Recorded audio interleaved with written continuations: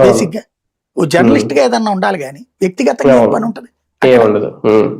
Number 1. రెండోది entertainment కోసం వెళ్ళాలి. ఎంటర్టైన్మెంట్ కోసం రోజు వెళ్ళాం కదా మనం. ఇప్పుడు వీళ్ళు ఏదో రోడ్లు వేస్తాం అది ఇది అంటారు. ఒకసారి సరదాగా చూసుకొచ్చుకోవడానికి వెళ్తాం మనం. రామోజీ ఫిలిం సిటీకి నేను ఒక్కసారి వెళ్ళా ఫ్యామిలీని తీసుకుని. అంతేగాని రోజు రామోజీ ఫిలిం సిటీలో కాపురం పెట్టాను కదా నేను. అలాగే ఇక్కడ కూడా entertainment is one of the part. అక్కడ ఫ్లోటింగ్ పాపులేషన్ రావాలి. ఫ్లోటింగ్ పాపులేషన్ ఎప్పుడు వస్తుంది? నిరంతరం పనులు ఉంటాయి.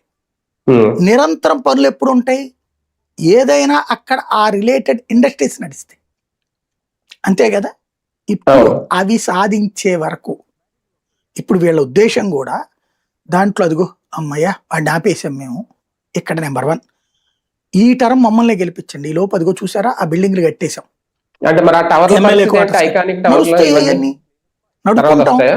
నడుపుకుంటాం నడిచేస్తారు పూర్తి చేస్తారు మేబీ కొన్ని. అంటే ఇప్పుడు చట్టబద్ధత కల్పించేశారు కాబట్టి అమరావతి నామకరణం అయిపోయింది కాబట్టి రిజిస్టర్ అయిపోయింది కాబట్టి నవరాజధాని నిర్మాతగా చరిత్రలో ఎప్పటికీ ఇంకా బాబు గారి పేరే ఉంటదా? అది ఎప్పుడైనా ఇప్పుడు నిర్మాణాలు జరిగినా ఆంధ్రప్రదేశ్ రాష్ట్ర విభజన ఎవరు చేశారన్నాం? చంద్రబాబు గారు అన్నాం, సోనియా గాంధీ అన్నావా? అంతే అంతే కదా. ఇప్పుడు ఆ చరిత్రలో నగరాల సృష్టి వేరు. మీకు మా బెజవాడలో బోడెమ్మ హోటల్, కోమ